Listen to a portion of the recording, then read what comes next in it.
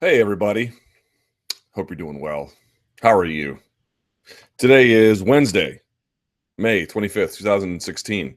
My name is Luke Thomas, and this is the Promotional Malpractice Live Chat. Um, Happy you could join me. Really excited to be here. Boy, what a chat it's going to be today.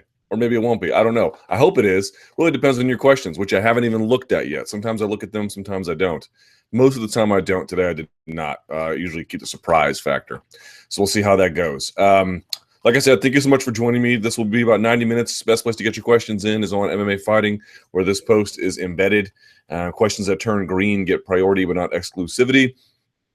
Me at SBN Luke Thomas, and we'll get some questions answered from there using the hashtag chat rappers. Today, gang, I'm letting you down. I apologize I'm letting you down. Let me pull this up a little bit. I apologize I'm letting you down, but I am. It's back. Diet soda. Now, I'm not back. I never, got on the wagon officially. I just, really, I won't say stopped using or drinking diet soda, but pretty much heavily stopped. There was a major decline in my usage, but I never completely stopped. And today, this is all I had. I drank a gallon of water already today. It's 1 o'clock. So here we are. I'm not even used to drinking it hardly at all. That is strong. All right, well, I'm sweating because it's 1,000 degrees in my second story of my home, and these lights are bright as hell. So let's get things going, shall we? We shall. All right. First question. Kenny Mayne, Conor McGregor interview. Who the F is Kenny Mayne? Really? And why wasn't Brett Okamoto doing the interview with Conor? Kenny Mayne is one of the more popular figures in anchors of and hosts of programs at ESPN, most famously on SportsCenter, a very sort of sardonic approach to things. He's well liked, and to me, I wouldn't actually want Brett Okamoto in that role. I mean, that wouldn't be the worst thing in the world. I wouldn't be upset at the exposure, but to get the most eyeballs, you want the biggest names interviewing him. What's different is somebody like Ramona Shelburne going to places and then interviewing the guys backstage as part of like live event coverage. To me, that's a little different, and that's where I objected to it. But Kenny Mayne is a well-respected, well-liked guy in the business, and I have no problems with him doing that. Does Kenny Mayne know a thing about MMA? He knows how to do a good interview because you heard one. Did Brett Okamoto write up questions for Kenny Mayne to ask Conor? You'd have to ask Brett. Why does ESPN keep putting sports journalists who know little to nothing about MMA to cover MMA stories when they have someone as capable as Brett, who is more than qualified to do the job? Well, this is obviously a big point of contention that I have made, and it's one I will continue to make, but this is quite different because this is not live event coverage. This is not the kind of thing where you need a little bit of nuance to dance the dance.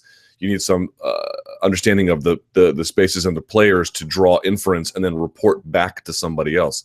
Kenny Mayne is not reporting back to anyone else. He's merely asking questions, and you, the viewer, can ascertain what whether or not that was a worthwhile exercise. That's very, very different than being like, Brett, what's happening?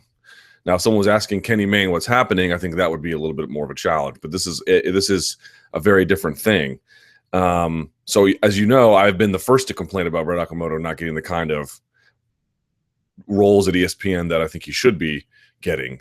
This is not one of them. Again, it wouldn't upset me. I certainly, the more the better, right? But when I speak of the ones he's being pushed out of, this is not one that comes to mind. And moreover, what did he talk about? He talked about a very public split with the UFC. He talked about this, Mayweather fight, such as it is. These are things that are top line stories in the media. He doesn't have to have a knowledge of who won, the 1999 rings tournament. He doesn't need to know Volkan's third fight. He just needs to know what's happening currently in the media, and I think he did quite the job. So I mean, there's plenty of reasons to get upset at what ESPN does, but to me, it's more the role that Ramona Shelburne occupies, which is go there, talk to these people, and then report back to us what you know. That's where she trips up because she knows basketball really well. I feel like. I think she's quite good there. I would never want to question that. But then when she has to make inferences about the MMA world, that's when she starts tripping up over herself.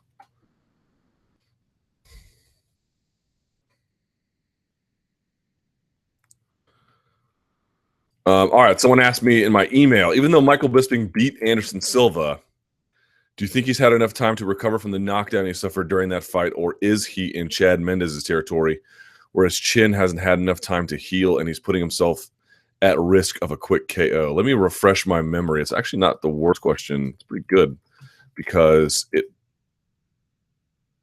reminds me to check out, when was that fight? Was it March? Was it February? When was that fight? That was February, late February. So March, April, May. Yeah. It's a fairly quick turnaround, and he didn't get knocked out cold. Like, certainly nothing like the Dan Henderson KO. I don't think the concern is entirely misplaced.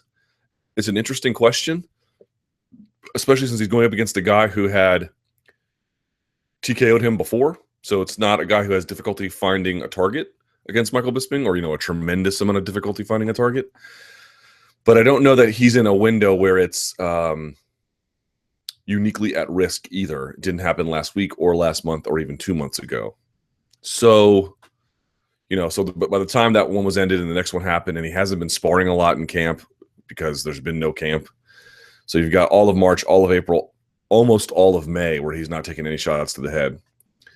Typically I would like to see something like a 6-month break, but it's not a bad question. It's an interesting one. It's not the one that comes to me foremost when I think of reasons he could lose the fight, but it is certainly one where you have to at least consider the possibility.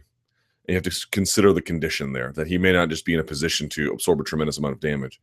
Certainly, Michael Bisping's chin has never been like, oh my God, he's got, Roy Nelson chin. He's never been that way, but he does have excellent recovery. So to me, that's what I'd be looking for here, is to what extent can he not so much avoid damage, because I don't think there's really any way he can do that, at least over the course of 2 or potentially 3 rounds, however long it goes. But the question is, to what extent can he rebound? That's usually been his calling card. Someone says, Luke, do you think Bisping won that fight? You've probably been asked this before, but I did not happen to catch it. Do you think Bisping won that fight with Anderson? Yes, I did feel that he won, but it was certainly a tough call. It's just Anderson Silva just didn't really do a lot. I mean, he had these big moments of brilliance and greatness and flash, but the work rate was differential was astronomical. And that's really what won him the fight, just sort of stayed in it. Who did more work? Anderson Silva in that fight was great in moments, but Michael Bisping was, obviously a few moments of despair he had, was basically consistently good. And those who are consistently good over minute, round over round, fight over fight, year over year, those are the ones who ultimately become great. Now we'll see if he can really, turn that into something against Luke Rockhold. And I think even if he doesn't, he still has had a distinguished career. But people who just sort of like this consistent application of themselves over time, and that just wearing out competition, keeping them relevant, just really always staying around. And the longer you can just sort of hover in space, the more you can do things, right? Sunday's card. All right. This is a good card this Sunday. I mean, it's not like UFC 189 or 194 or something, but it's a good card. Give us your thoughts as well, the better matchups this Sunday. So, for example, Almeida versus Garbrandt. Garbrandt's going to be on my show today. Luke Thomas show, 4 p.m. I really love this fight. I love this fight for a couple of reasons. One, I feel like there's 2 good bantamweight fights on that card with, a set of contenders in each one. Obviously, the one at the top of the card are probably a little bit closer to a title shot than the ones at the bottom, but you get the idea. It really is, creating an exciting movement within the division. And I like it when divisions begin to get sorted and clarified, because as they get clarified, matchmaking becomes easier. And the easier matchmaking becomes, it's typically because there's, this push towards creating interest in a fight, right? Like if you look at a division, you're not quite sure who to match up. You can think of some fun ones, but nothing really sort of stands out. It's typically because there's nothing really necessarily all that interesting about it. However, when you see like a bunch of not just matchups you could make that be great, but sort of these more essential ones, right? Like think about it featherweight with Conor McGregor. Now, there's a bunch you could make that would be great. But to me, the Edgar versus McGregor one, now, of course, Edgar has to get past Aldo, but let's assume that he does. This becomes borderline necessity. This becomes borderline necessity to make. Now, of course, there's a big question of whether he'll go down and all that. I'm just saying, you get what I'm saying, that there becomes this emphasis, this momentum behind certain matchups, not merely for title shots, but for contender hierarchy as well. And I feel like this is the kind of process by which a division sorts itself. I love this fight. So Almeida versus Garbrandt, who do I like? I kind of lean Almeida. But, you know, he's a bit of a slow starter. But to me, he's got a little bit more weapons. He makes adjustments in the middle of a fight.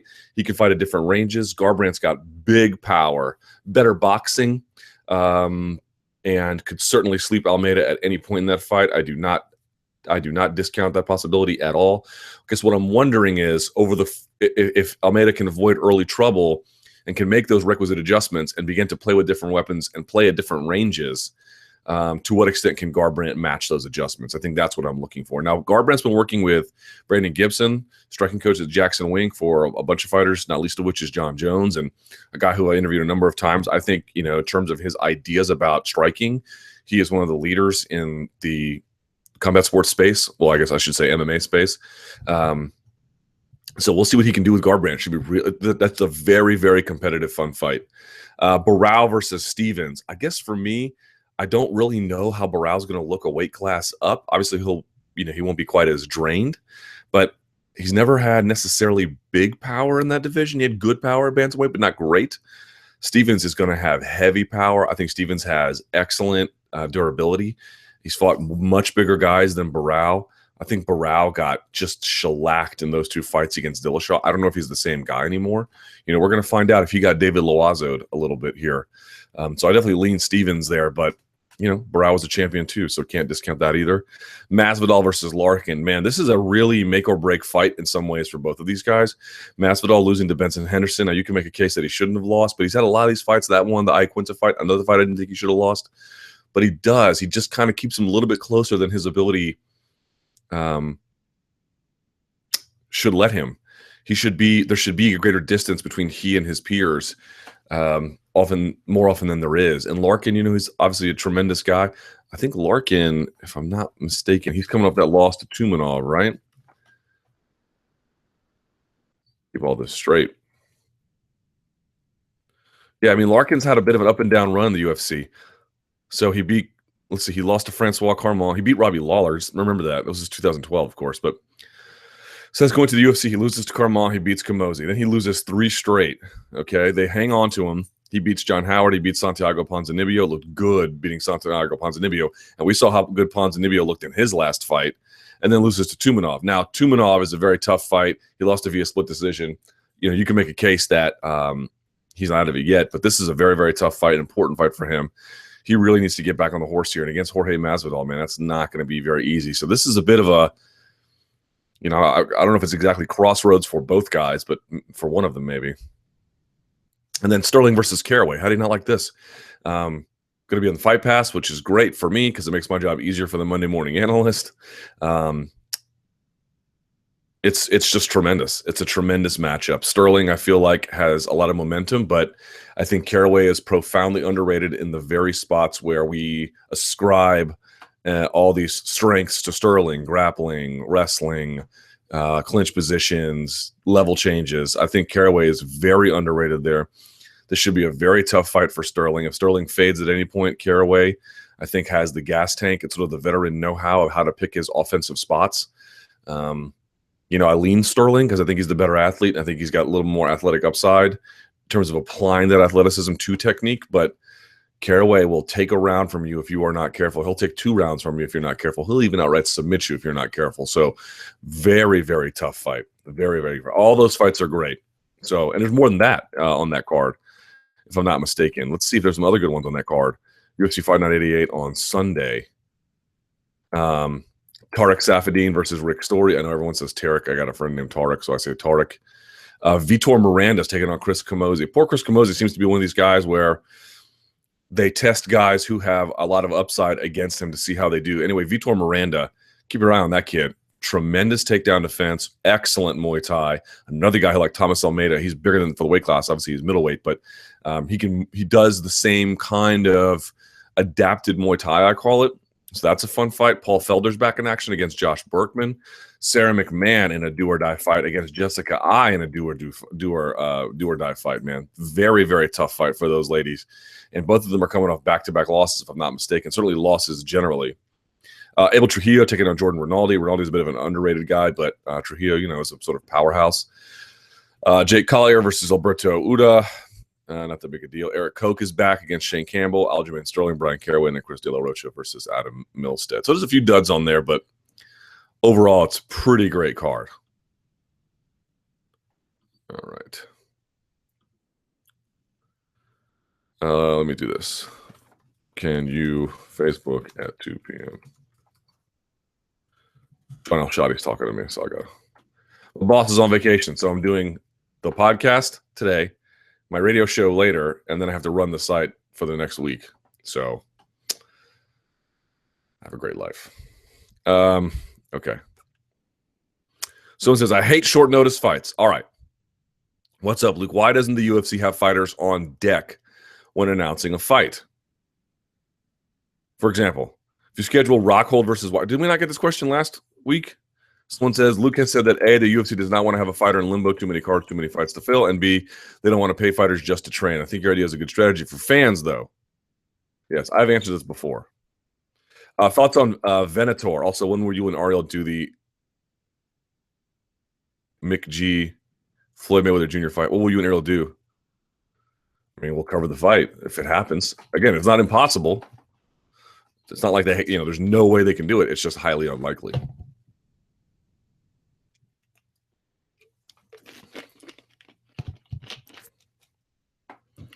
Let's see.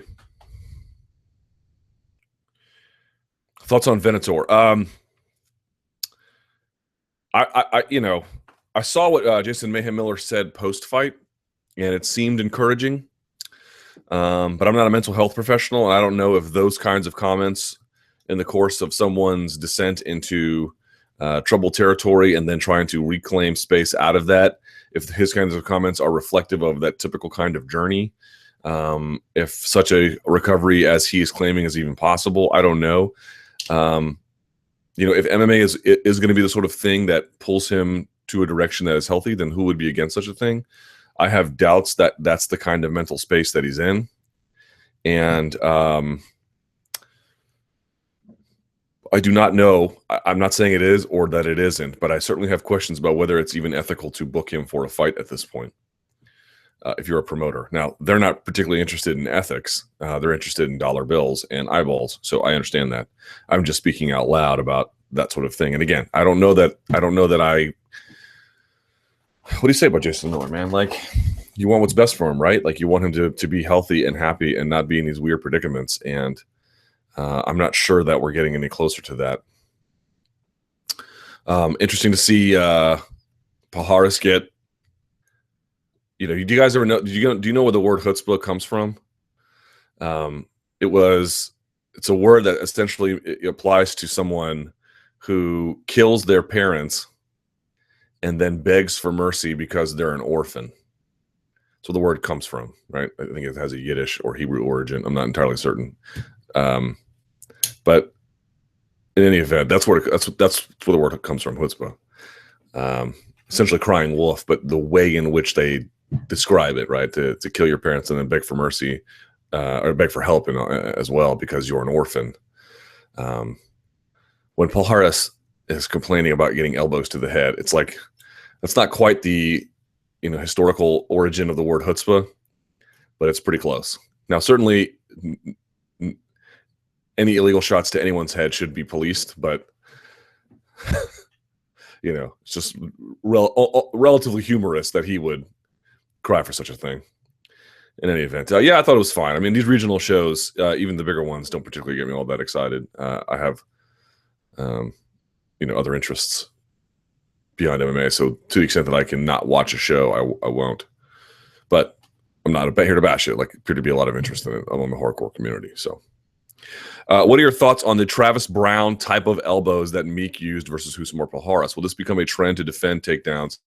And do referees have to be more alert from now on to see if every blow, hits the right spot? I think, guys, you're seeing it more and more. You're seeing guys try it, but I don't think there's been quite yet developed best practices on it. To what extent do you have to have your hips turned and facing a certain direction?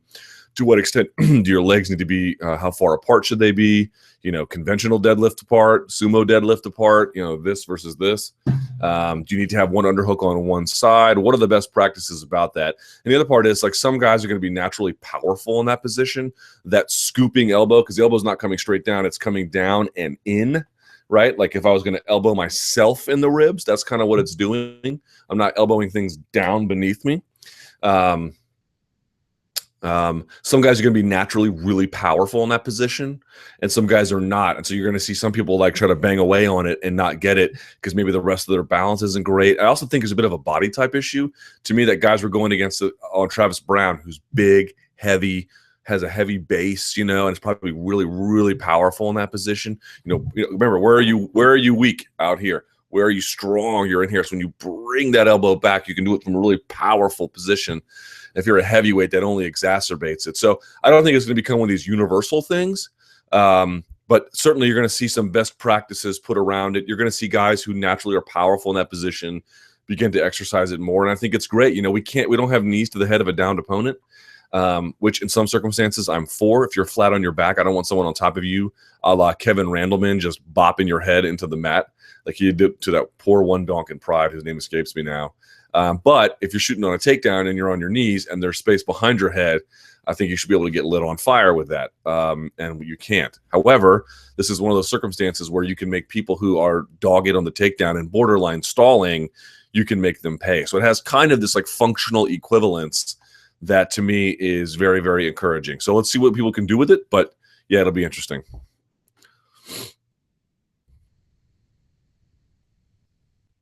Oh, God. Oh, my God. Carvalho versus Manhoff. Did you guys see Bellator 155 last Friday? I volunteered for that duty for the site. And at the time, I was regretting it. And I guess on some level, I still do, because it was just, it was terrible. But there is something to be said for watching one of the worst robberies happen that you've seen in a long time happen in real time.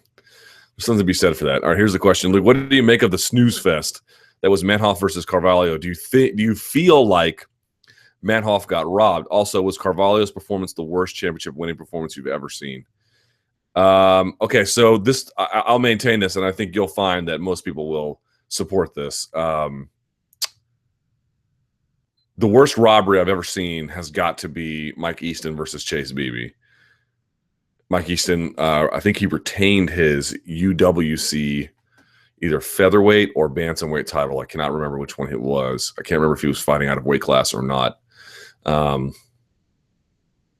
Chase Beebe took his back all 5 rounds, and for some rounds, for 4 minutes of that round.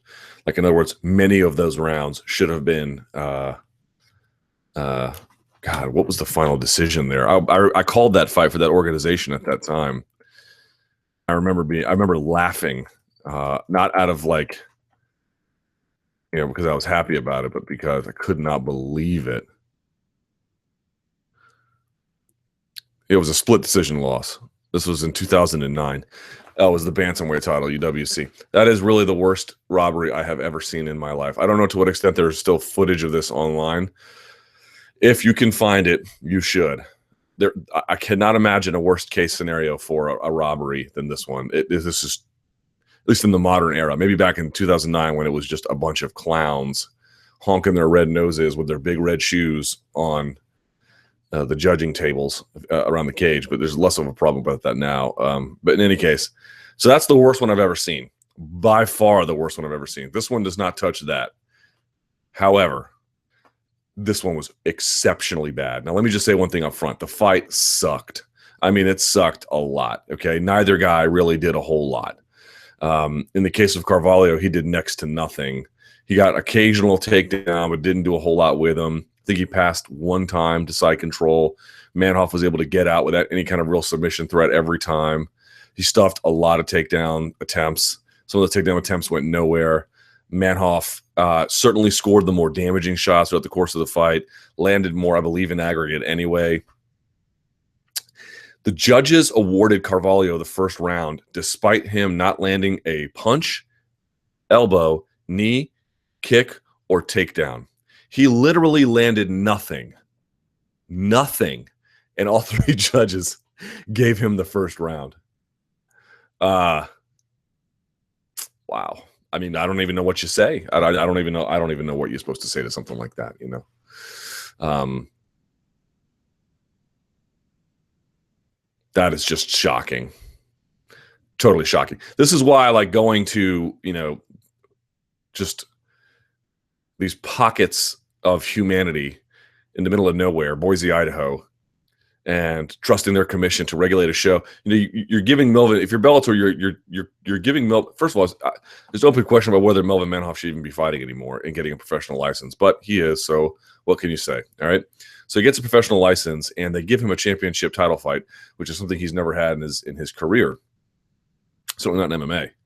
And he gets it. He does enough to win, but you make sure that this title fight happens in a state where you just have, you know, people who simply are not up to the task of doing the job. And I know judging is difficult, and I know it's much more difficult than it looks, but this to me, you know, whenever there's inactivity more than activity, I think that's harder to judge. And so I certainly grant that could have been difficult, but I just don't know where you can find 3 rounds for Carvalho. I just don't know where. I don't know where. I don't know how that's possible. You know, if you want to give him a round, maybe even 2, maybe there's a way you could do that, but 3 rounds, no. It's just not. No. There's not a chance. Not a chance on this earth. And, you know, what's unfortunate is that one of the guys who's the judge is Rob Hines. Now, Rob Hines, I typically have really admired his work both as a referee and as a judge. He is not historically a bad judge, but I don't know what happened here. I don't know what happened here. Now, maybe this is one of those cases that sort of evidences that even guys who are, you know, experienced, capable referees and experienced, capable judges, not the best judges in the world, but experienced and capable. It just shows that refereeing and judging is so difficult that even they can be prone to these kinds of situations. Maybe that's the case. I don't know. But that you can watch it on spike.com right now. And I warn you, it's the worst thing I've ever seen. Only exacerbated by the fact that the decision is utterly unjustifiable. There's no justification for it. And I know every commission's like, well, we talk to our judges and we ask them what they see. That's the first question you should ask. Like, okay, what did you see? All right, well, here's what I saw. I saw X, Y, and Z. Then you have to match that against reality. Like if merely your line of inquiry is the things you saw and why that makes sense to you, there's no way to falsify that. Right? You know what I mean? Like there's no condition by which you're ever going to be wrong. And as long as that's the line of inquiry, there's no point in having a line of inquiry. The line of inquiry is, why did you miss this? How come you didn't see this? Why did you weigh this so heavily? You know, look, I know these guys don't want to be interrogated. They're doing this on their free time. At some point, maybe it's better to have bad MMA judging than no MMA in Idaho. I don't know. But what I would say is I think the critical error that Bellator made is if you're going to give someone a championship fight, you got to put that in a state where somebody knows, like, the chances of having Donk Donkerson and Rick Rickerson judging is relatively low. You know, I would like to speak with Rob Hines. Again, I would like to know why he felt that way. Because, again, this is not a guy whose work I would traditionally impugn, but this I cannot claim to be a performance that I find him to have done exemplary work.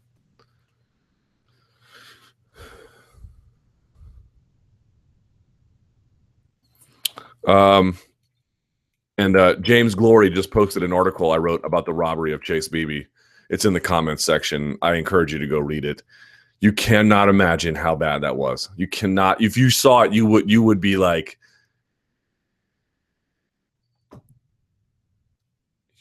there's no rational explanation for it. I don't know what happened there. And I'll just leave it at that. Marloes Coonan. Luke, what do you make of Coonan losing to Alex Dufresne last Friday? How shocked were you by the end result? Do you think Koonin will ever be the same, or is there a chance she might take a long layoff and retire? Yeah, not all that surprising, I guess, in the end. Now, here's what I thought. I thought Dufresne taking the fight on relatively short notice, and the fact that she had come in overweight, I thought that she just wasn't going to be that prepared and she would eventually fold.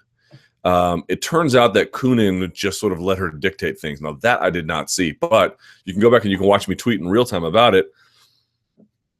Dufresne's got problems, okay? And I thought basically what would happen was Koonin would have enough submission defense to outlast her and then use the temporary and short notice for Dufresne against her. That is not what she did. Now, she didn't necessarily make a bunch of bad choices. You know, the sweep that she hit was nice. That sort of underhook hook sweep she had that was kind of okay. You know, she tried to tripod up when she knew she was getting triangled. That's usually the correct call as well. But Dufresne's jiu-jitsu is excellent. It's excellent. She has very good jiu-jitsu. And she just lorded it over someone who just doesn't have the same level of jiu-jitsu. I thought Koonin's sub-defense would be better. Yeah, you know, if I'm Marloes Koonin, she's been in the game a long time. She's taken a lot of damage.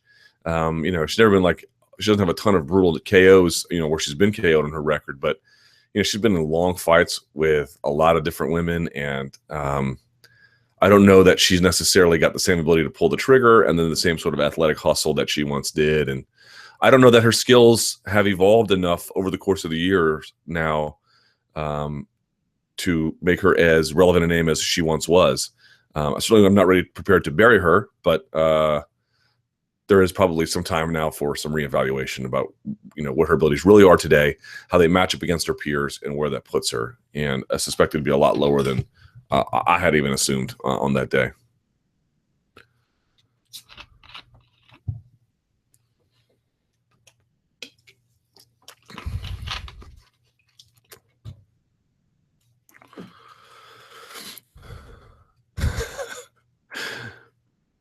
Hilarious. Someone goes, powerlifting. Luke, you mentioned before how you've been doing powerlifting and strength training. This is true. I did one early this morning, and it was brutal.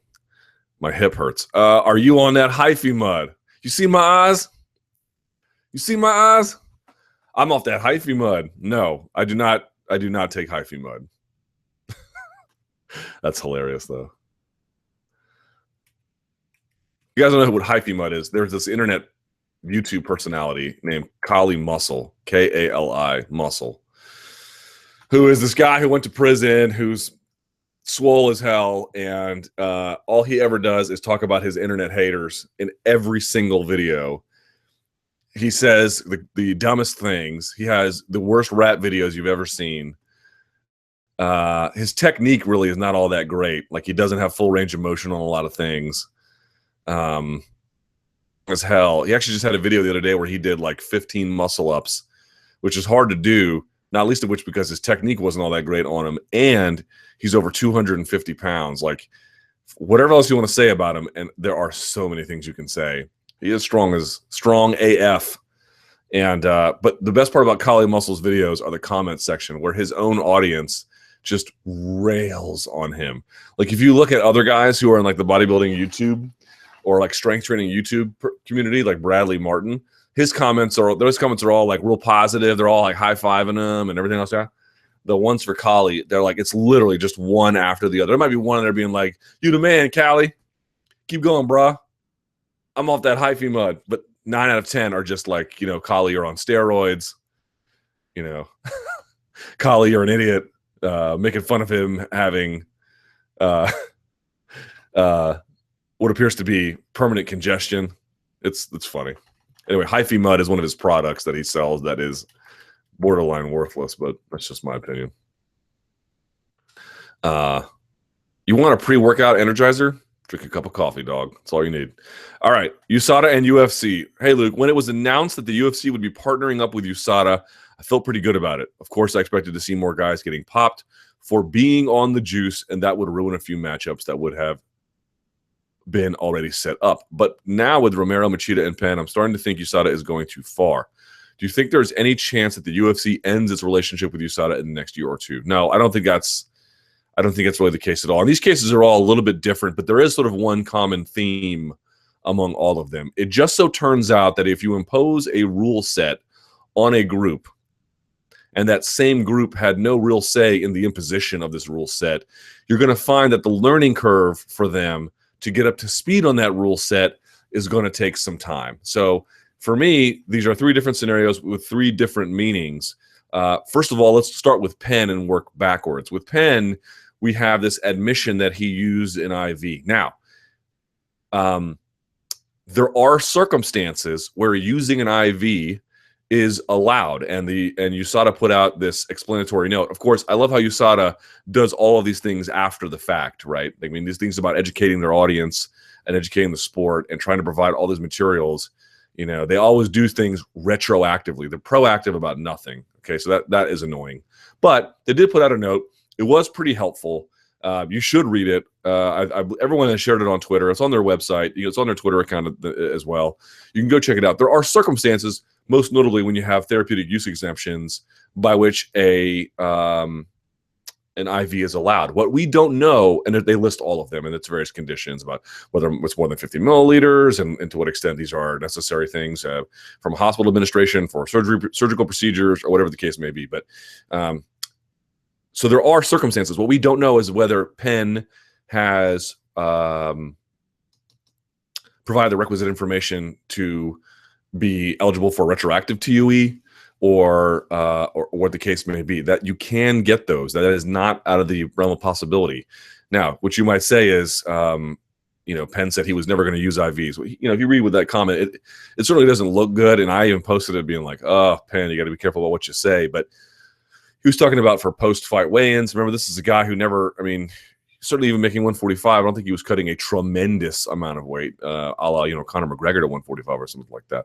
He fought as high as 170 a number of times. So this is not exactly the same thing that applies to him. So my only point about Penn is, when you've got guys, and Machida's the same way, just straight up admitting use of things because they don't even realize it's against the rules, sure, you can easily make the argument that they should know. Agree with you. However, I think what it also underscores is that this is what happens when you just impose rules on a group that had absolutely zero say in how those rules were created. And there should be, this is my view, a little bit of mercy to that effect. And in addition, it's not exactly clear with additional information that Penn is really in abridgment or has abridged the rules of IV use. We actually don't know that yet. So we should be careful about that. Potentially it is, but there could be any number of circumstances by which the information that could come out about this, and we're looking for that here at MMA Fighting. Trust me, I can tell you. Maybe it's not exonerating, and maybe it is. All I'm saying is to declare that Penn was using this for nefarious purposes, to declare that Penn was using this for sure for performance-enhancing benefit. Certainly we can't rule that out, but I would be very careful about that. I don't know that that's really true yet. We have to sort of wait and see. Moreover, I find that very hard to believe. If you're using PEDs, would you say, oh, I'm not using PEDs, but sure, I'm using all these needles? You would probably try to do whatever you could to disguise, not merely that which you're taking, but the method by which you're taking it. Moreover, you'll find that there can be a number of different medicines out there that doctors will prescribe for you that are administered via IV over, taking things orally because it has a greater benefit. Now, USADA will tell you in terms of hydration that there is no real benefit to doing it with an IV, that there is plenty of medical science that will tell you that it's better to do it orally. And they have a number of studies to that effect. They have done but ones that they cite. This could well be true. I'm not really here to dispute that. I'm just sort of noting what the facts of the case are as we understand them. But with Penn, there's been a real rush to judgment about what it means. And I don't deny that it's a bad look, but I would wait to see more information about this. If no other reason than the Romero case, if no other reason than really the Machida case. So then you work backwards to Machida doing the same thing, not even realizing that this thing, 7-keto, however you want to pronounce it, 7-keto or keto DHEA, is listed under the WADA prohibited list as sort of an anabolic supplement, despite the fact that there is ample research to the effect that it has no anabolic profile whatsoever. It is something that people who do Zumba use to lose additional weight. It has some benefit for your immune system, perhaps with sleep as well, depending on how you use it. But this idea that it has, real performance-enhancing benefit, that it would have helped him win that Dan Henderson fight in some kind of straightforward capacity, you can draw a straight line between them, is an absolute joke. And then you have Romero, who you can admit, again, a certain degree of negligence there about the supplements, but I think more what it shows is that there should be rules in place that USADA employs that offer a degree of mercy when you can offer evidence that what you're taking in an unregulated industry that's not banned by WADA to use, like they don't ban supplements, that there should be some degree of mercy involved, and I'm entirely for that. Hyphy picture just makes me laugh. Hyphy Mud, pre-workout energy. Here's its tagline. Hyphy Mud, make you dangerous. Okay. Barao versus Aldo. Yeah, I saw this the other day. Luke, Barao hinted this week that he wouldn't have much of a problem with facing his longtime training partner, Jose Aldo, down the road. Do you think they'd ever fight? If so, who would you give the edge to? Yeah, I was a little surprised he said that as well. I don't think it'll ever really happen. I think there's a number of other matchups that they'll probably look to and make. I suspect Aldo might avoid it, even if Barao wouldn't. And again, there's a big question about what's left of Barao. He looked okay in that Mitch Gagnon fight, but against Jeremy Stevens, what if Stevens blasts him into outer space too? There's a real question about what would be left for him after that. So we'll see. I mean, I wouldn't rule it out, but this to me does not seem like the likeliest of possibilities. Special MMA hour. Yes, not long after the show, as a matter of fact. Should we expect any news in Nate Diaz's interview today? I mean, I have no idea what he's going to say. I don't think Ariel does either, but you should watch it. I know that. 4 p.m. today here at MMA Fighting. Someone says Mayweather versus Diaz. I would love for Diaz to get that fight. That's hilarious.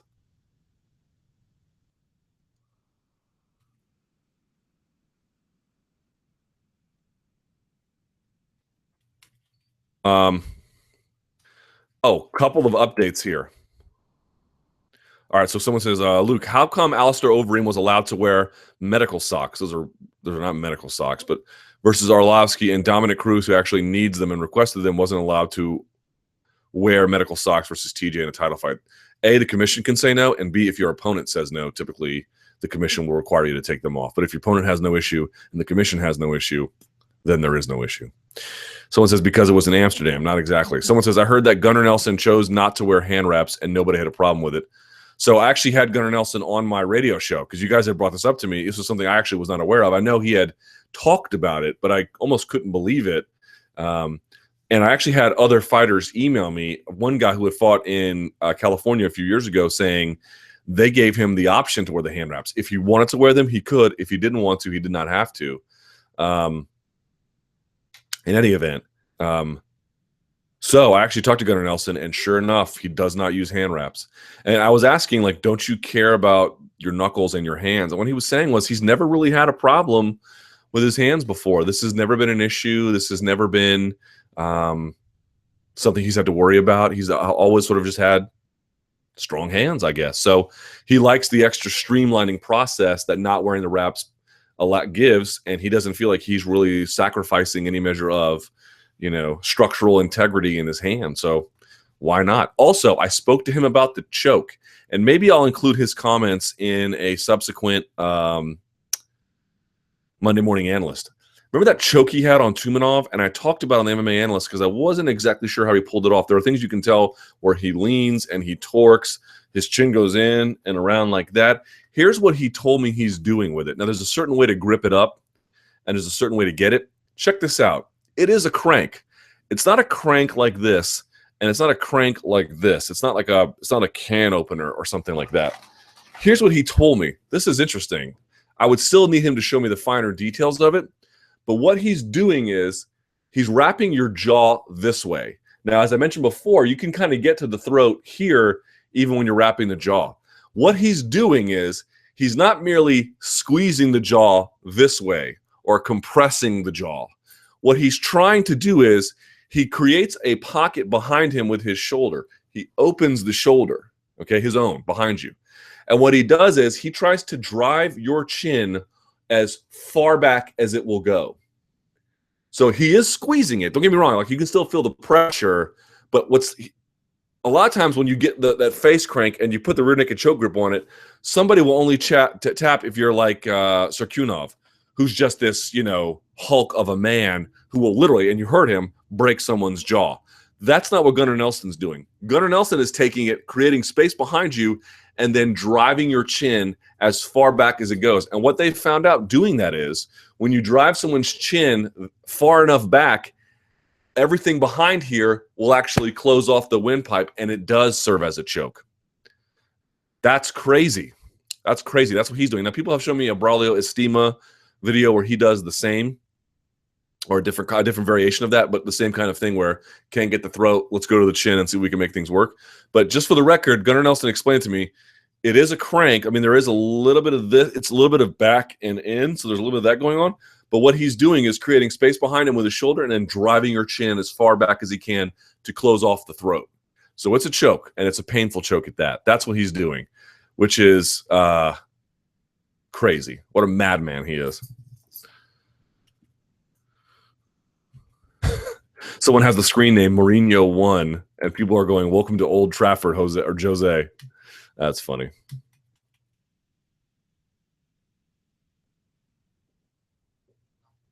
BJ Penn, what sort of suspension do you reckon BJ Penn is facing should he be suspended?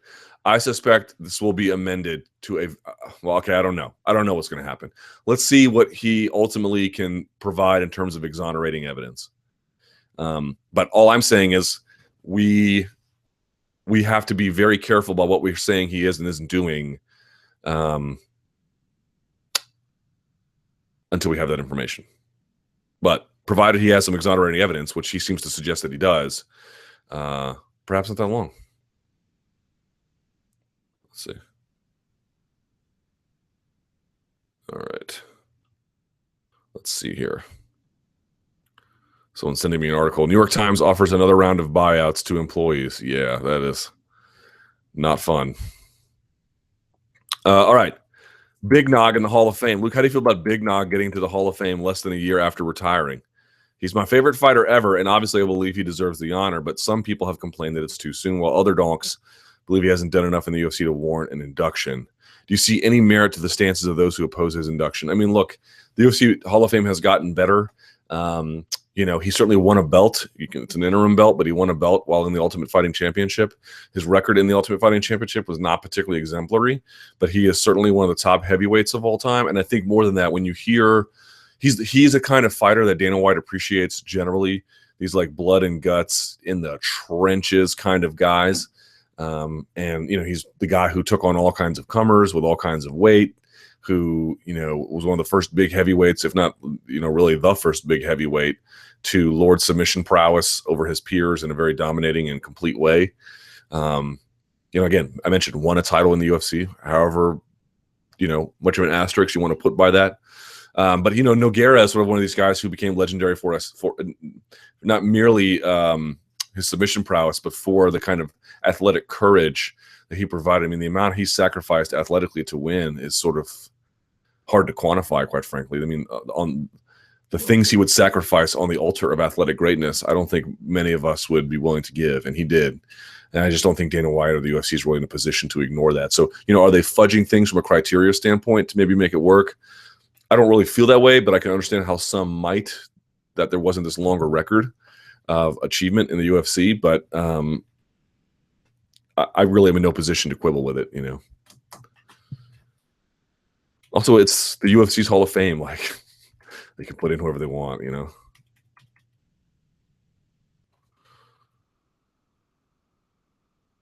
Okay, let's do some true false here. True false. If John Jones moved up to heavyweight for the remainder of his career, he at some point would get KO'd due to the chaotic nature of the division. I mean, if you hung around long enough, I suppose. I don't know how likely that would be eminently, but I'll say true on a technical basis. It's highly likely that Rockhold will finish Bisping in the second round via TKO. I think that's a fair bet. Sure. Stipe's knockout of Verdum was similar to Conor's knockout of Jose Aldo. I saw a bunch of people saying that. I don't think that's really true at all. I mean, of course, there are some similarities. Yes. Sure. Like one guy was coming at him and one guy was sort of in retraction, but it's not, that did not remind me of that at all. There are other knockouts, I think, that would perhaps be greater examples, or at least more helpful examples. But I mean, I know people said that, but that never came to mind for me. Like, oh, that reminded me just of Jose Aldo, Conor McGregor. Not really. It was a different kind of blitzing he was doing with a very different kind of strategy.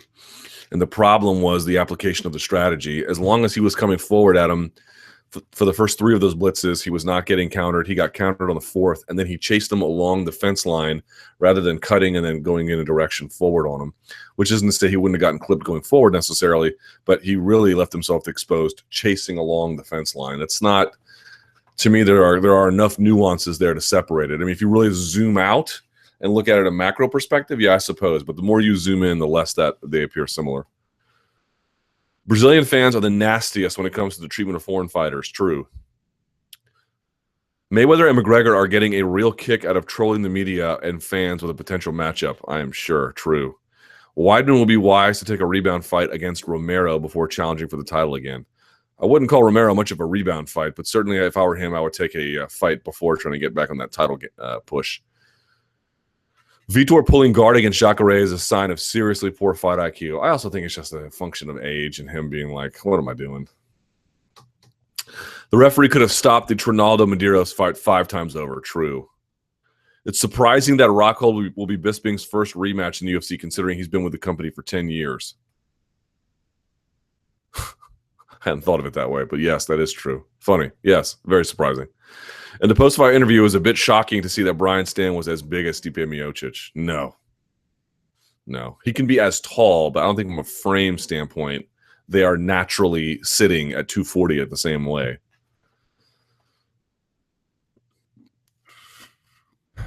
Luke, last week it was reported that Dana White and Nate Diaz were unable to come to an agreement on a rematch with McGregor. Many speculate that negotiations fell apart due to the fact that Nate wanted more money. Despite the fact that there are a lot of people who want to see him compete, Diaz doesn't really seem to care much for fan opinion or for the company that has made him rich. Yeah, he's such an ingrate. Obviously, there's nothing wrong with that, as this is an independent sport. Okay, fair enough. But there are a limited amount of opportunities to be had in the business. Let's be honest. There is no bigger money fight for Diaz than a rematch with McGregor, and for some reason, he still chose to pass up multi-million-dollar payday. Question. Is it puzzling to you that Nate wouldn't take advantage of this lucrative opportunity, considering he's one of the biggest stars in the UFC? No, it does not surprise me in the least. Perhaps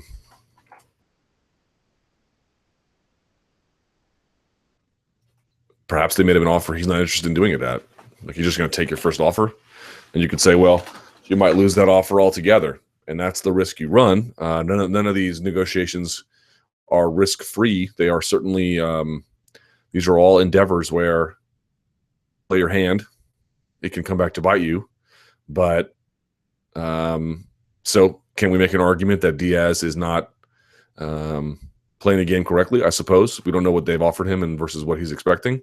But so far as we can tell, Diaz is in a position to say, sure, I want this fight. Sure, you want this fight. This would be better for everyone, but there's an amount of money you're going to have to pay me to make this happen. And we'll see if he's overplaying his hand. But until the negotiations have either moved on or completed in his benefit or to his direction, then it's a little bit hard to say exactly what he's doing is incorrect. MMA Fighting's homepage after a single Conor interview. There was a funny Reddit post showing MMAfighting.com's homepage after a Conor McGregor interview. Does McGregor account for a vast majority of web traffic? Vast majority? No. Does he count for a lot because he's a big star? Sure. And anyone who doesn't do what we do, I mean, not exactly in the same way that we do. Like, I know everyone thinks that what we do is up for scrutiny, and to a level it is. And everyone is welcome to ask questions and make their remarks and so forth. And some of them we'll have to take into account, and some of them we will just ignore. This will be one of the ones that we just ignore, because when it comes to running a website in mixed martial arts, I feel like we do a pretty good job. I feel like our record of that is pretty exemplary. Obviously, some mistakes here or there, but yeah, you look at the number of page views we generate with the number of quality articles that we generate. I'm very comfortable with our overall editorial strategy. Fantasy matchups. You guys love them? I don't. Miocic, Overeem. Tough one, man. I'm going to say Miocic, but I don't know because Overeem can play at different ranges. Verdum versus JDS2. Man. After that last fight, I still might go JDS, I guess. I don't know. It's crazy. Weidman versus Jacare. I might still go Weidman. Machida versus Vitor. Oh, Machida. Lawler versus Maya. Man, that is a dangerous fight for Robbie Lawler. I'll say Lawler because his takedown defense is so solid, but Maya is a different cat, man. Matt Brown versus Tumanov. I'd probably go Tumanov, but I don't know. Cyborg versus Tate. Cyborg. Shogun versus Rashad. Dodson versus Lineker. Another tough one. Lineker, I don't know. If Dodson can get him to gas in a 5-round fight, maybe. Otherwise, I go Lineker. Trinaldo versus Duffy. I mean, not in the same weight class. Todd Duffy? Talking about somebody else? Sinaloa Cartel versus ISIS. Ooh, Sinaloa Cartel. ISIS is fading, y'all. Sinaloa Cartel's doing all right. Luke, refresh my memory. Did MMAfighting.com cover Metamora 6? I don't think so. No, that was the AJ Agazarm versus Carl Parisian fight, right? No, they didn't. At what point does an organization become too much of a joke for a reputable news site to cover it? We don't really judge things on whether they're jokes or not. We judge it to what extent we have manpower, to what extent is it newsworthy. And by newsworthy, we mean, we should write about this even if it doesn't generate news and generate traffic for us. To what extent will it generate traffic? To what extent do people really care? And so you weigh those things, and I think we passed on it. We'll see what happens with Metamora 7, such that it may happen. What's your favorite fight of this year so far? Wow, good question. I don't know. I had the most fun breaking down McGregor Diaz. I don't know that was my favorite fight. It's a great question. I don't know the answer to that. There's been some good ones. I don't know. I have to go back and look. I'll answer that for next week. How about that? I don't really know. Next for Gunnar Nelson. What do you see next for Gunnar Nelson? Magny, Brown. I would love to see Gunnar versus Magny. I think that'd be awesome. Even Dong Hyun Kim would be a good one too. But Brown was coming off a loss. I think he should really get back on the horse. If Diaz doesn't get the Conor rematch, should he get the winner of RDA versus Alvarez? The guys, I mean, yes, if you want to make a meritorious argument about it, or you think that would be the kind of thing that we could sell. But I don't really like Diaz's chances against either of those guys, The guys who have this great wrestling and good sub defense, I don't know, man. It's just not a great matchup for Nate Diaz.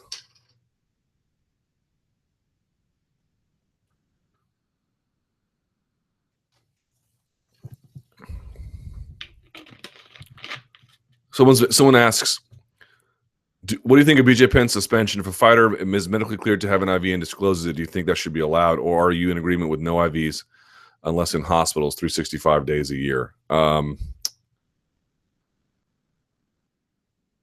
a tough question to answer. No, I don't think it's enough to say, well, they're not really all that different things. I mean, there are medical conditions by which you can have one, provided they meet those limits. There's no issue. But, am I really in favor of the banning of IVs to the extent that USADA has done it? Not necessarily, but them's the rules. Penn claiming ignorance despite previous acknowledgement on social media. When USADA banned IVs, Penn made comments on social media about his happiness for USADA testing. He was referring to post-fight weigh-in in IVs, which I've seen people do in a hotel room. That's what he's talking about. Not like, and I don't know if this is the case, but let's say he went to the hospital and they had to administer it because that's the way that medicine is administered, and it was within the limits of USADA's testing protocol. He just didn't really declare the full extent of that, although I don't know if that's the case or not. That to me would not be particularly problematic. Why are the MMA media so tolerant and forgiving of PED users, whereas in other sports the media vilify athletes who are found to be cheating? Just watched the sport's top journalist chat excitedly to Chael Sonnen about when he was coming back from suspension. He sat there giggling, I think he's referring to Ariel, while Chael joked about whether his muscles were clean or not. I mean, seriously, can you imagine Lance Armstrong and Justin Gatlin being treated like this? The sport doesn't even need Sonnen, so why keep him on a pedestal knowing that he's a cheater? It's a joke, really, but who cares, right? It's not a real sport anyway. Well, you seem to be under the impression that guys who take PEDs have made moral failings, and I'm really not in a position to argue that. Now, if you'd like to, it's a free country, and that's a debate you can have. But I can't speak for Ariel. I don't think he did anything particularly wrong. You should accuse me of the same thing. I spoke to Chael Sonnen a few days ago as well for a piece on MMA fighting, which went up announcing that he had this Submission Underground series coming. So you're welcome to levy those same charges at me, although he's not competing. He's just being a promoter. But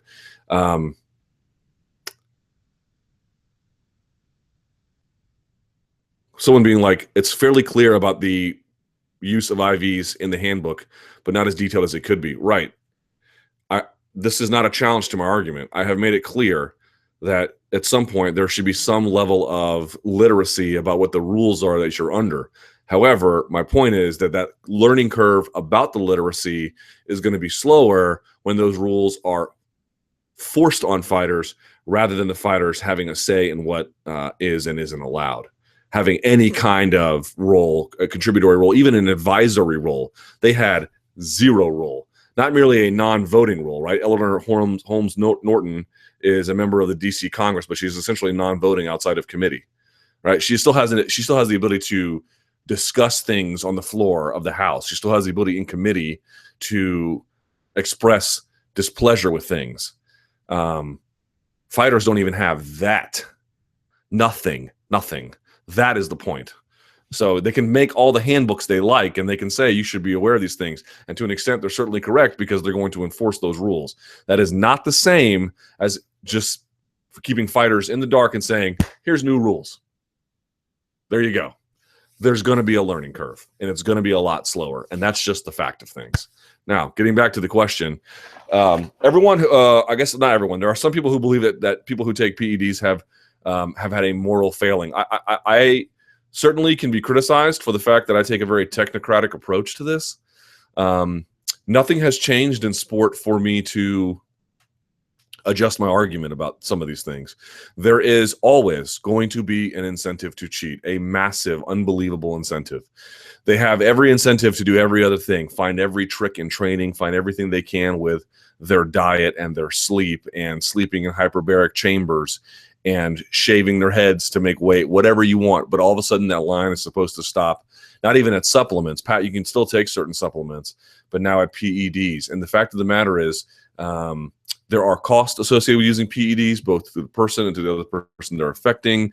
These things, to the extent that can be reasonably done, should be policed. No one is saying that it should just be a consequence-free environment, at least no one who we should take seriously. But we live in a world of incentives and leverage, and that's just the way it goes. And so for me, being outrageously angry at these guys as if they're child molesters, to me is not a very rational, serious approach that one should take seriously. A serious one is one where you try to police to the best you can of a reasonable level, but understand this. USADA can hammer these guys until the sport is out of existence, and athletes are always going to try to cheat. Not every one of them every time. It is never ending. We are allegedly living in an era of the best anti-doping ever, and they may not even admit the entire Russian, no Russian athlete, maybe not even the track and field team, right? So the track and field team might get reinstated, and maybe the rest of them will be okay. We'll find out about that, but maybe not. Maybe the entire country may not make the Rio Olympics. You think about that for a second. Kenya's having issues as well because doping is common there. And you can say that this is things we should not allow, and I wouldn't argue with you. And you can say these are things that are breathtaking in scope and outrageousness, and I would not disagree with you. These are fine statements to make. But this is the reality of things. To the extent there is prestige, to the extent there is reward, and to the extent an athlete desires these things, and we're talking about the most competitive kind, either at the highest amateur level for something like Olympic wrestling or whatever the case may be, or the highest professional level for something like, prize fighting, the incentive to cheat is never going to go away. It will always be there. So you can take these attitudes where 1950s comic book condemnatory caricature of reasonability, and I don't share that. What I share is we should not allow it, we should police it, and we should recognize failings where they exist. But you are always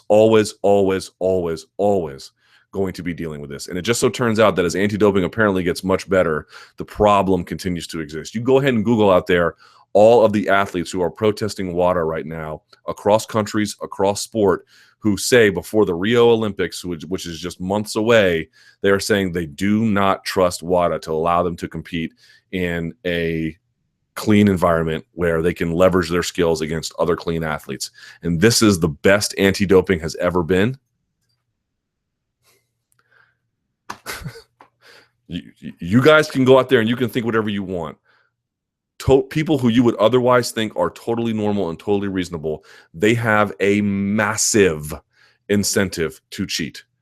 Doesn't make cheating okay, but you cannot simply ignore this. Oh, well, there's costs associated with it. Sure.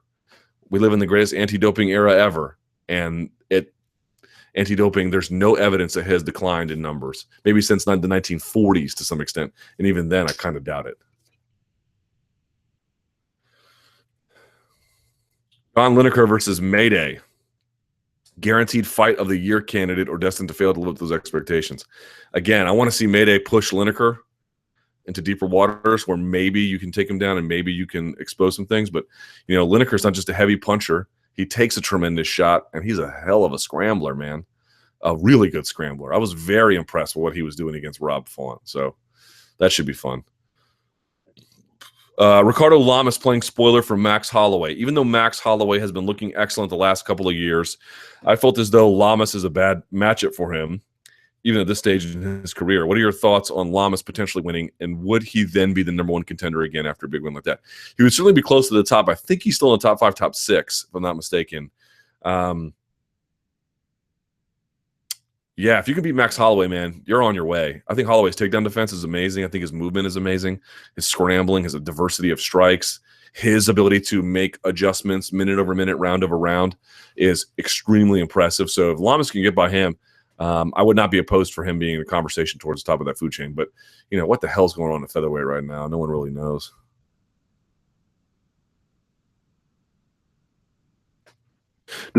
Does Will Brooks have what it takes to be UFC champion?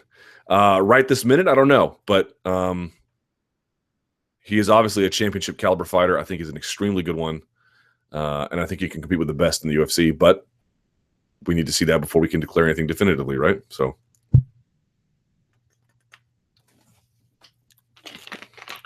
Chael's grappling promotion. What are your thoughts on Chael's upcoming grappling card? Yeah, I like it. Do you think he'll actually go through with it, or is it just a hoax that he's trying to garner attention with? I think he will go through with it.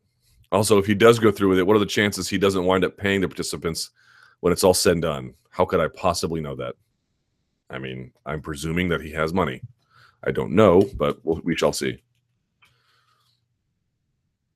Mighty Mouse versus Wilson Hayes. Thoughts on the fight, and should the UFC be pushing the dominant champion angle and promoting him? Yeah, of course.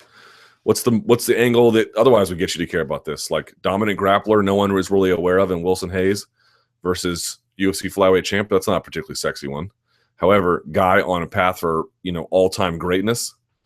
Well, that sounds a lot more interesting to me. Yeah, why wouldn't you push it? And if he fails, then he fails. But that's the one I would go with. Moreover, Wilson Hayes, man, look, I don't think he's going to win. I certainly like Mighty Mouse's chances, just like you do. I don't think this is the worst fight in the world. I mentioned this in the MMA Beat, I think, last week. Wilson Hayes was a guy, I took a seminar with him. Jesus, how long ago was this? 2006. And it was with him and the guy who gave him his black belt, Roberto Godoy. And what did Wilson Hayes show? Wilson Hayes showed, I think, like some ways to take him out in the back. But I remember Godoy, I'll never forget this. Godoy was there because he didn't speak any English, so like Wilson Hayes was translating for him.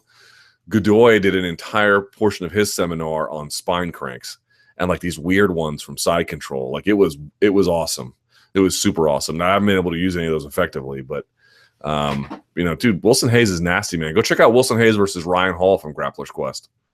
Wilson Hayes is an excellent grappler. So I like Mighty Mouse's chances pretty considerably, but I do not think this is some sort of like terrible fight. And to your point on this idea of, chasing greatness, yeah, like I think it's a great way to go about things. Colin Coward says, oh, Colin, what'd you make of Colin Coward's so-called insider info and sources stating that absolutely Floyd and Conor will fight? I didn't think at all about it. Coward claimed knowledge from multiple sources scheduling the bout for mid-September in Las Vegas. Yep, he sure did. Have you managed to find anywhere any confirmation of what Coward has said? Nope. Do you have any comment on these claims? Again, I cannot say this fight is not going to happen. Perhaps he is speaking to people who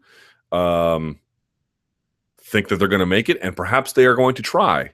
But the minute they try, Conor McGregor is going to get hauled into court. So just keep in mind that. Again, they can sign all these agreements. They can sign a bout agreement. He can sign whatever kind of contract. Like his arm is not physically incapable of signing using a pen and writing. Like he can do those things. The question is, what is Zuffa going to do to stop it? And I would imagine they're going to do everything imaginable to stop it. So I've seen Zuffa go to court with people. They don't often lose, especially for stuff like this, smaller stuff. And yeah, so we'll see. We'll see.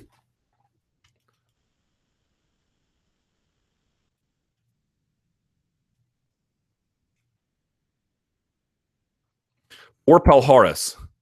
What do you make of Palhares complaining about illegal elbows in his recent humiliating KO loss? Can you understand why some fans and fighters might not be too sympathetic?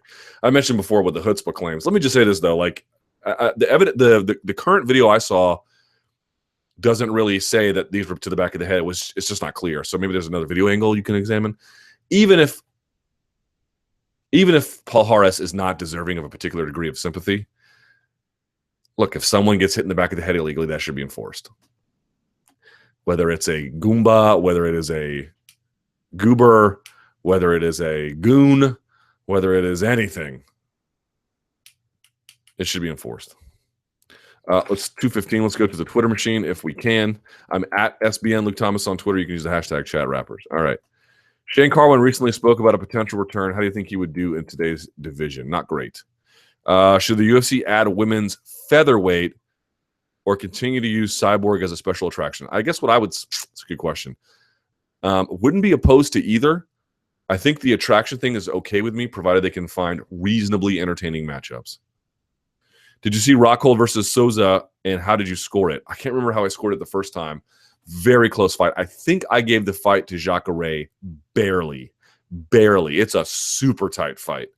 If you score that fight for Rockhold, I don't think there's much issue with that, which is kind of why I want to see more of it.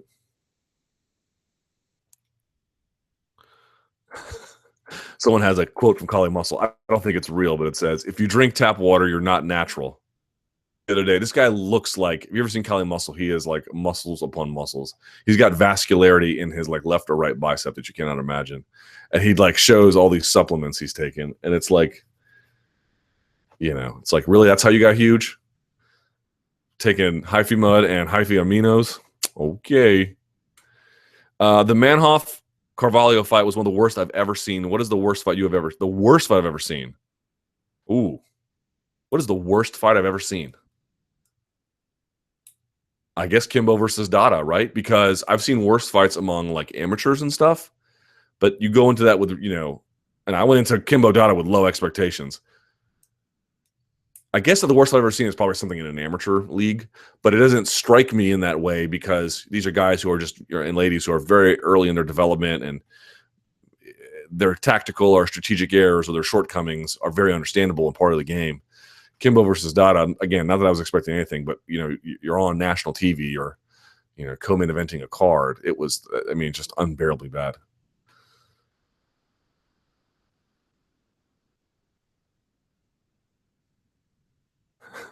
Someone says Kali has good form in the videos where he doesn't talk S. Well, that's none of them. I haven't heard his name on the chat. What's up with CM Punk? Is there a date yet? No idea. Do you think Paige Van Zandt was robbed at Dancing with the Stars? I did not watch, so I'll just say yes. Luke, do you have any indication on how well UFC clothing is selling? Dana never mentions it at all. It's probably all you need to know. Luke, let's pretend UFC allows Conor versus Mayweather, okay? Does Conor have a better chance of victory than Leslie Smith against Cyborg? Oof. No. I don't think it'll look like that necessarily, but he doesn't have a better chance of victory, no. Has Coker given his take on the Bellator 155 main event? I often wonder if titles are important to the company. Not that I'm aware of, although I don't know how many people have asked him about it yet. Boy, that was so bad. God damn, that was the worst fight I've ever seen in my life. Or up there, anyway.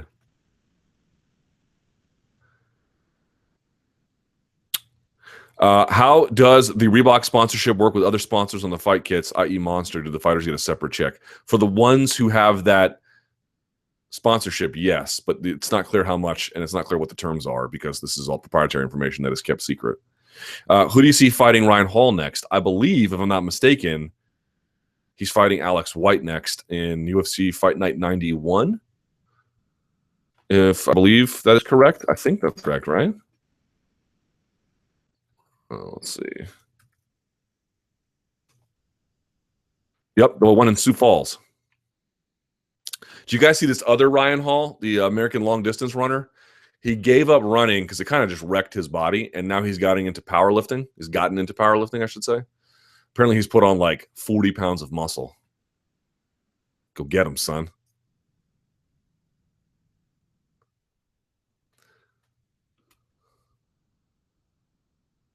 Copa America tournament. How does the U.S. do, and what team wins it all?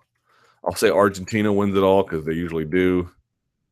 Plus, we'll see what happens with Suarez and Uruguay. Although I know Argentina lost to Chile last year.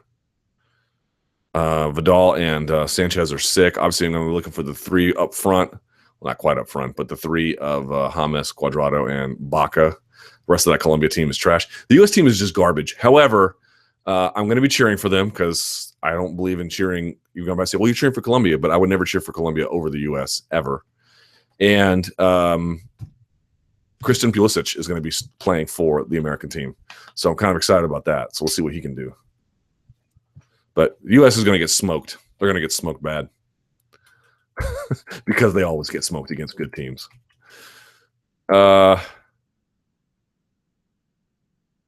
Did I get the okay to tell that story about your AP Chem class? No, but I'm gonna tell it. I'm gonna tell it. It wasn't about the AP Chem class. It's about what I did on the test. And no, I did not cheat. Of course not. Trust me, there was no reason to. You know what? Okay. Best fight I've ever seen, I'll answer next week, and then I promise I will get to this AP Chem story because it's kind of funny.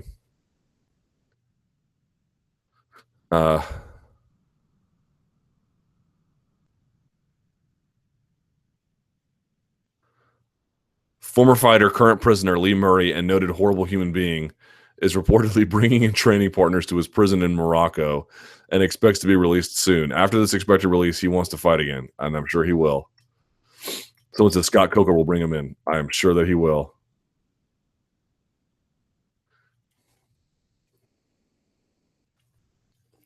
This being preparation time. Do you personally think that the short amount of time Michael Bisping has to prepare for a title fight against Rockhold is going to be sufficient? Of course not. We know Bisping is an ultra fit fighter at any time in or out of the cage. So where do you think any in-fight deficiencies are likely to be most apparent? I don't know how his conditioning would not be a liability. The guy was drinking beers when the Raptors were playing the Heat courtside, outside, or I guess away from Jurassic Park. God, I hate that so much.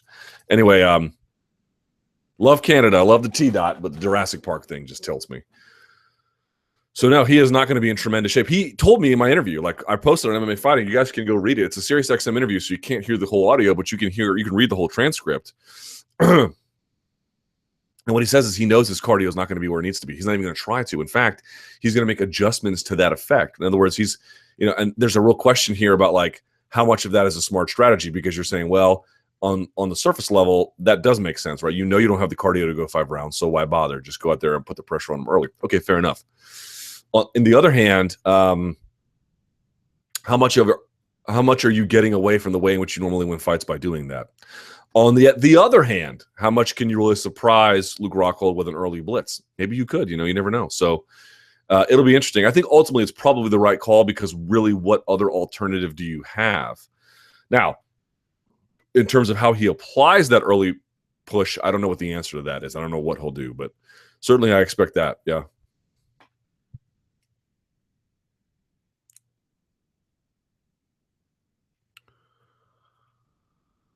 Do I feel page man? There's another one. I got robbed Dancing with the Stars. Luke's Snapchat account. What is the weirdest or worst thing you've ever been sent on Snapchat so far? I haven't been sent things all that bad. Just weird stuff, like people driving down the road for no apparent reason and just recording the highway, like for like 30 seconds. It's like, here's me driving down the highway. Oh, all right. There you go. If you want to get at me on Snapchat, the Luke Thomas 79 on Snapchat. I might start taking my Snap videos and then like showing them in the camera and then answering them on camera on my personal channel. We'll see how that goes. I'm thinking about it. But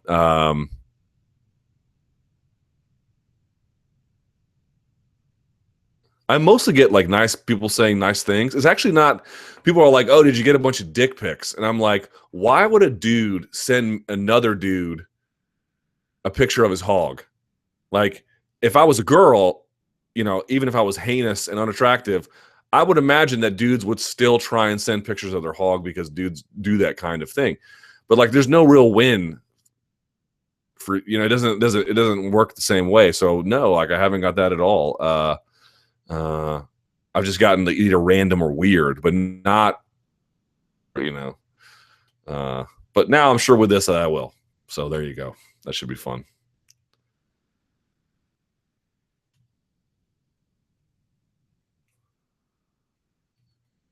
Oh, this got posted a little bit too far behind.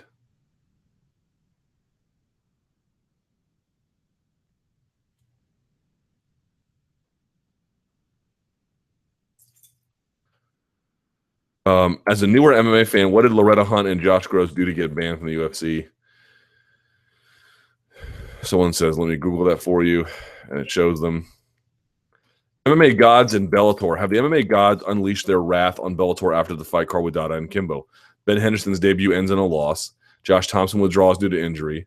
Sergey Haratonov withdraws due to illness. Lightweight champion gets released and stripped. Heavyweight champion gets stripped. No title holder for women's featherweight belt. Manhoff versus Carvalho nominated for worst fight of the year. Alex Reed set to return at Bellator 158. Not a bad point. Not a bad point. That's very funny. Very funny.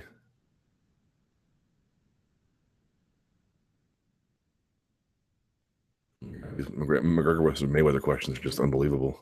Luke, are you going to be at UFC 199? Any chance we can see you on Joe Rogan's podcast? Unlikely, because I will not be at 199. I will be at 200. You can catch me out there.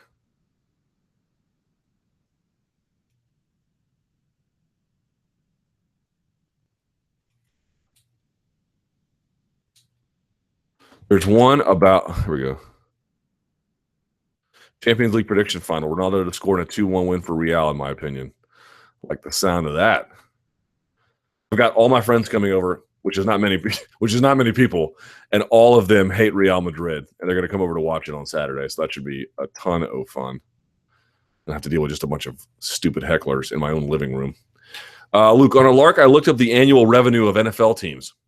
It seems that the Dallas Cowboys posted revenue of $620 million for the 2014-2015 season. I thought, what a perfectly apt figure for comparing the UFC to its pay structure, since the UFC posted about $600 million last year.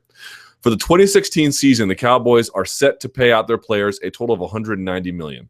Only 90 players versus 500 UFC fighters. Tony Romo makes about $18 million a year. There are 6 players, 6.6%, earning $9 million plus, which seems to be the entry point of the star salary. The median salary is about $750,000. The NFL's base salary is $450,000.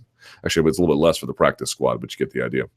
The UFC and the Cowboys make about the same amount of money annually, but the UFC has about 5.75 times the number of fighters as the Cowboys have players. Let's compare what the numbers should theoretically stack up with that 5.75 to 1 ratio in mind. The top fighter, $3.13 million a year versus Romo's $18 million. The comparison is about the same. Top 6.6% of fighters, that's 34 of them. 1.5 plus million. Top 6 Cowboys at $9 million. Close to parallel. Median annual salary, $134,000. Cowboys median, $750,000 at the 5.575 ratio. Not close at all. Base salary, $78,000. The NFL base is $540 at a 5.75 ratio. Not close at all. Actual UFC median salary is about $61,000. Median fight purse is about $24,000 if you're fighting 2.5 times a year. Actual UFC base, $37,000. Again, this obviously doesn't take into account training costs, which the NFL team would be paying for as well. Given this rudimentary and surely flawed comparison, I see 2 things. Number 1, the guys at the bottom are getting summarily effed. And 2, the top 30 to 40% of UFC fighters seem to get paid comparably to NFL athletes, given the 5.75 to 1 ratio of people drawing from the same pot. Is it fair to think that if there were 5.75 times more revenue, the fighters would be paid accordingly? No, I don't think so. I think the issue that you're raising is a good one. Again, and these comparisons are flawed for a number of reasons.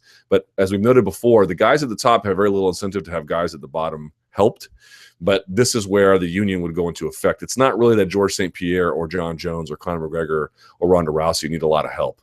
They certainly probably could be raising their earning potential to some degree, but they're not broke. They're probably compensated to a pretty great degree. It's everyone sort of in the middle and particularly in the bottom that you would need to really take care of, or that upper middle that could be potentially making a lot more, particularly in light of the sponsorship crunch. All right. Well, I appreciate everyone's contributions and smart takes. Someone says Kimbo versus Dada was still better than Starnes versus Quarry. I don't know about that. Do you know what is up with the special Nate edition with the MMA Hour? Is that a new fight? I don't know. Just tune in and see. 4 p.m. Luke Thomas Show. I have Cody Garbrandt on the show. I have Stephen Wonderboy Thompson on the show. And I should have, fingers crossed, Brian Caraway on today's show, 4 p.m., SiriusXM 93. And stay tuned also at 4 p.m. If you can't make it to SiriusXM, then listen to Ariel's interview with Nate Diaz. It'll be great. Okay. Until next time, thank you so much for watching. Give it a thumbs up. I appreciate it. For some reason, I'm sinking. I don't know why. Until next time, stay frosty.